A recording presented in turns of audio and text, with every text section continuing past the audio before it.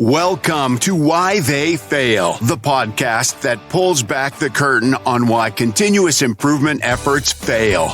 Buckle up, because we're not here for motivational fluff. We're dissecting the short-sighted decisions and leadership agendas that sabotage CI success. But don't worry, we'll clue you in to the few simple keys to success to avoid these pitfalls.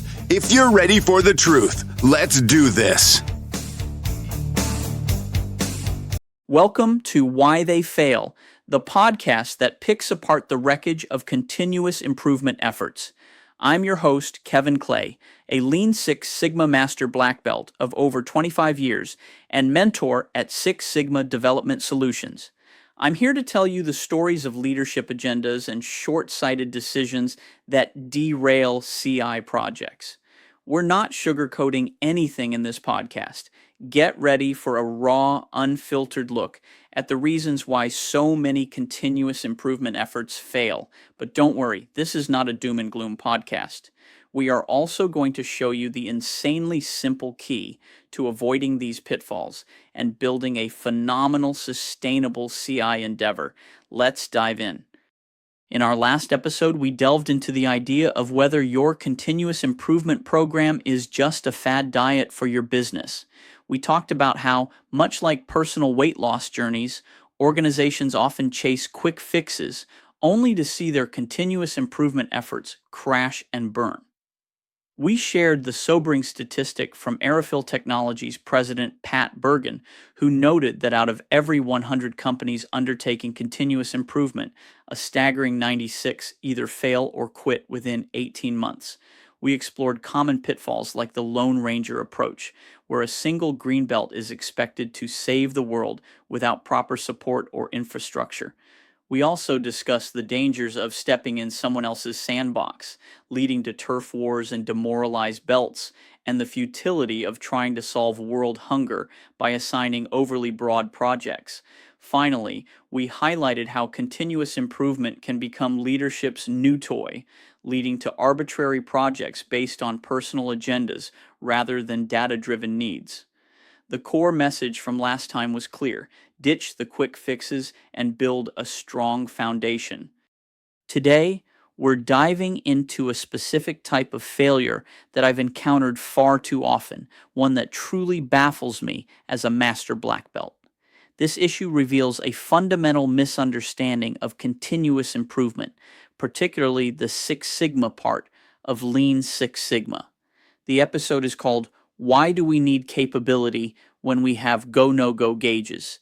This is one of the stupidest questions I have ever heard. Now, I'm going to preface this by saying that the intent behind this question isn't usually malicious, but rather a symptom of a much larger problem in how continuous improvement, especially Six Sigma, is taught and implemented. Let me set the scene for you. I was consulting with a company that builds aluminum rims for automobiles. Their sister plant had experienced tremendous success after I helped them deploy continuous improvement through Lean Six Sigma, and this plant wanted to replicate that success. During a meeting to discuss their current performance, I asked the plant operations officer, who was a black belt himself, a crucial question. Do you measure the capability of your current process inputs? For those unfamiliar, in manufacturing, wheel designs have specific dimensional attributes, each with an upper specification limit, USL, a lower specification limit, LSL, and a target. Process capability is about understanding how well your process can consistently produce outputs within those specified limits. It's a fundamental statistical concept in Six Sigma. And his answer to me, he said, "Why do we need capability when we have go-no-go gauges?" I paused. I honestly had to take a moment to process what I had just heard. Go-no-go gauges, for those who don't know, are simple inspection tools that tell you if a part is within tolerance or not. They give you a binary answer, good or bad. They don't tell you how good or how bad it is, or how much variation there is in your process. They certainly don't tell you if your process is capable of consistently meeting specifications over time. In the same conversation, this COO also mentioned that their yield was a dismal 62%, meaning many wheels had to be melted down and recast. Think about that for a second. 62% yield, and they couldn't understand why their continuous improvement efforts weren't making a dent. This, my friends, is an epidemic. It highlights a critical flaw in how Lean Six Sigma is often taught and implemented in many organizations. I meet a lot of Lean Six Sigma black belts who have never used statistics to solve a process problem. They are highly skilled in the basic qualitative problem-solving tools of Lean, such as fishbone diagrams, 5 why analysis, and process mapping. And don't get me wrong, these are great tools. They are essential for understanding a problem and identifying potential root causes. But here's the rub. If you take 5 different groups, segregate them from each other, and have them all complete a fishbone diagram on the exact same problem, I can almost guarantee you that they will come up with different results. Why? Because these are qualitative tools. They rely on subjective input and group consensus, which can be influenced by individual biases and incomplete information. They are fantastic for generating hypotheses, but they don't prove anything.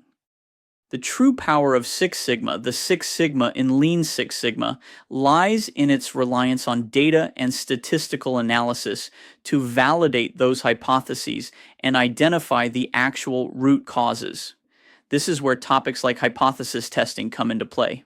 Unfortunately, what I often see is that some training companies, perhaps succumbing to their clients' fear of data and statistics, teach a watered-down version of Lean Six Sigma.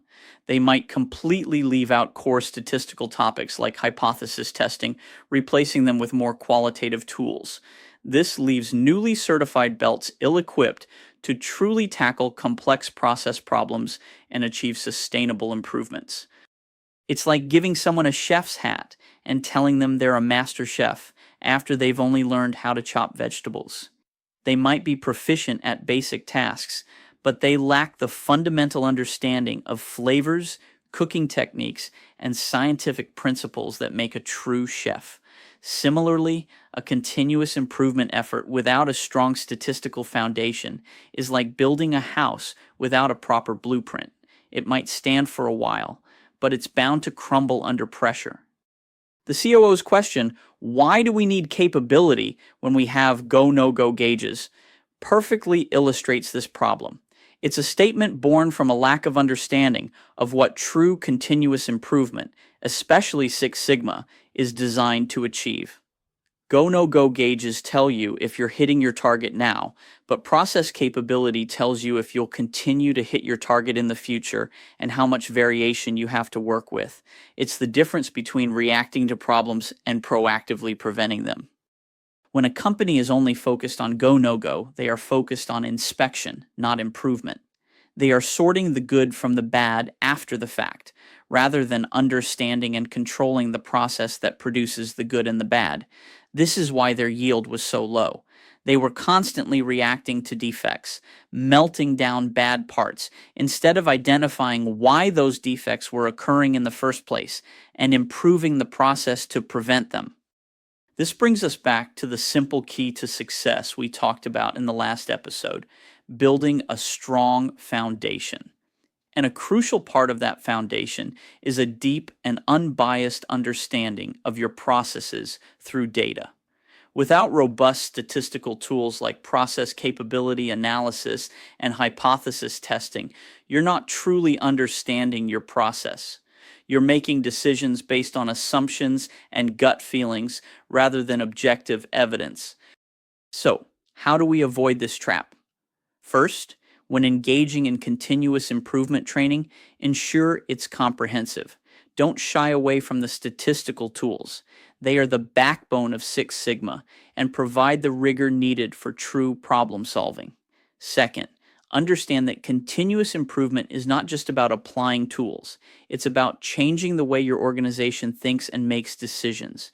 It's about fostering a culture where data-driven insights are valued and used to drive improvement, not just to react to problems.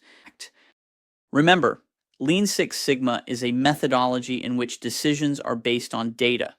The most important place data-based decisions are needed is in the prioritization of continuous improvement projects to the metrics of the company's success, or KPIs. Without understanding your process capability, you cannot effectively prioritize projects that will have the most significant impact on your KPIs. This isn't just theory. I've seen countless companies transform their operations by embracing the full power of Lean Six Sigma, including its statistical rigor. When you understand your process capability, you can identify the true bottlenecks, reduce variation, and achieve sustainable improvements that directly impact your bottom line. It's not about avoiding data. It's about embracing it as your most powerful ally in the pursuit of operational excellence. If your company's continuous improvement efforts feel like they're stuck in a loop of quick fixes and arbitrary projects, perhaps it's time to reevaluate the depth of your understanding of the methodology. Are your black belts truly black belts, armed with the full suite of statistical tools? Or are they just skilled qualitative problem solvers, limited by the training they've received? The answers to these questions are critical to unlocking the true potential of continuous improvement in your organization. All right, before we wrap up today's deep dive into failure, let's talk about turning things around. You've heard some hard truths about why they fail. Now, how about learning how not to fail? My book, Why They Fail, is packed with even more real-world insights and the proven strategies to build a truly sustainable, continuous improvement culture. And I want to give you a copy for free. Just click the link in the show notes. You will find another link that is your gateway to discovering more about how Six Sigma Development Solutions Inc. can help you avoid the pitfalls we discuss. Want to go deeper? We offer public Lean Six Sigma certification training at 52 locations worldwide, plus virtual options so you can train wherever you are. We can even bring customized on-site training directly to your organization. Prefer to learn at your own pace? We've got robust online certification training too.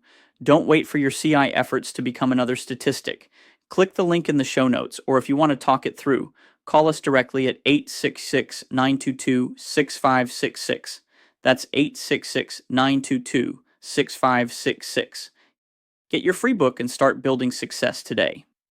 And that wraps up another insightful episode of Why They Fail and the Simple Key to Success.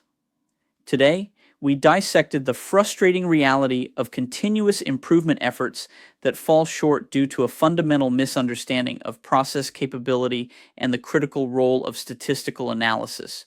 We learned that relying solely on qualitative tools or go-no-go thinking can lead to wasted effort, low yields, and ultimately abandoned initiatives. The key takeaway? True continuous improvement, especially Lean Six Sigma, demands a data-driven approach, empowering your teams with the full spectrum of tools, including those that delve into statistical rigor. It's about building a robust foundation, not just patching up cracks. If you're tired of seeing your continuous improvement programs falter, it's time to embrace the complete methodology. It's time to stop asking, why do we need capability? And start asking, how can we leverage data to truly understand and transform our processes? Join us next time as we continue to uncover the truths behind failure and guide you towards lasting success in your continuous improvement journey. Thank you for listening to Why They Fail. We're on a mission to uncover why they fail so you can succeed. If you're finding clarity and practical takeaways from this podcast, here's how you can help us reach more people. Subscribe to our YouTube channel. It's a completely free way to support what we do. Also, make sure you're following the podcast on both Spotify and Apple so you get every new episode instantly. Your voice matters. Leave us a 5-star review and share your aha experiences. Or just give us your questions in the comments on Spotify or Apple. See you next time.